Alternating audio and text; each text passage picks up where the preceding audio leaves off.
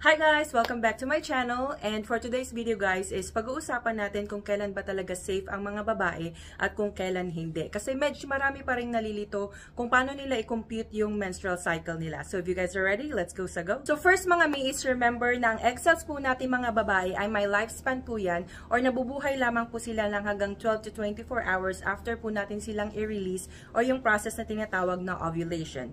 Sa mga lalaki naman po, yung mga little swimmers po nila ay nabubuhay ng hanggang 5 araw sa loob po ng uterus nating mga babae after po nilang magpa-fireworks. So, okay na po tayo doon. And keep in mind din po mga na hindi po 100% effective ang calendar method or ang rhythm method na tinatawag. So, mga nasa 75% yung effectivity lang po niya if nagawa po siya ng tama. So, sino lang yung pwedeng gumamit ng calendar method?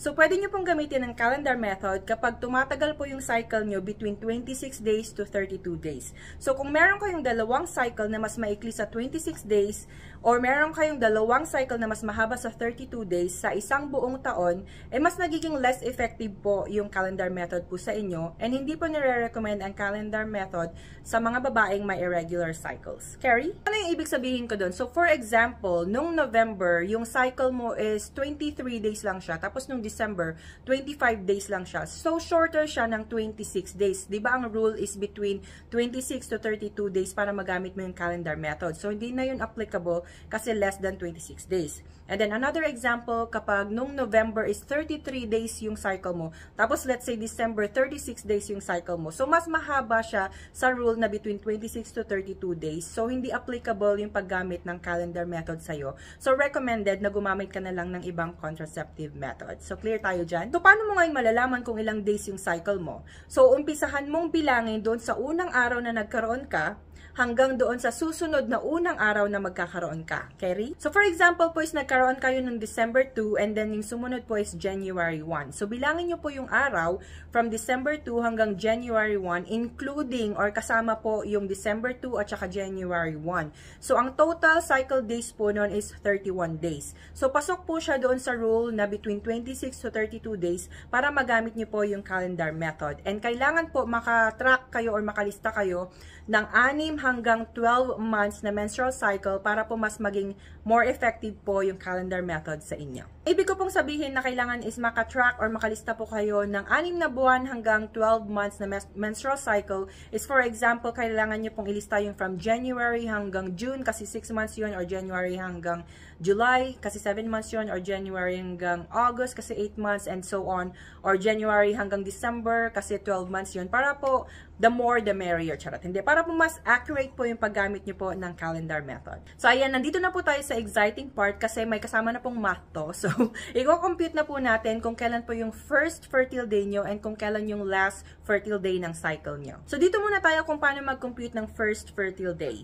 So kunin mo yung cycle mo na meron kang pinaka-shortest length or pinaka-maliit or pinaka-mababang number sa cycle mo, tsaka ka mag-minus 18. So yung result mo dito is yan yung magiging first fertile day ng cycle mo. Siyempre for the example tayo. So sabihin na natin yung shortest cycle mo is 27 minus 18. So ang sagot doon is 9. So yung 9th day ng cycle mo, yan yung first fertile day mo. So, for example, is nagkaroon ka ng December 2nd, diba? December 2. So, yung 9th day ng cycle mo is December 2, 3, 4, 5, 6, 7, 8, 9, 10. December 10th.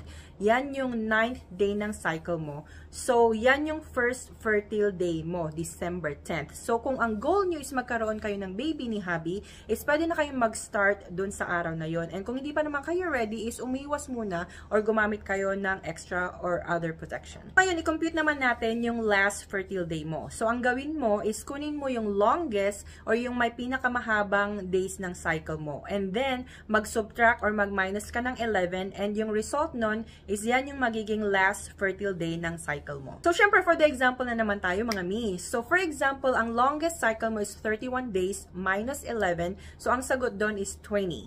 So, yung 20th day ng cycle mo, yan yung magiging last fertile day mo. So, gamitin natin the same example. Nagkaroon ka ng December 2nd.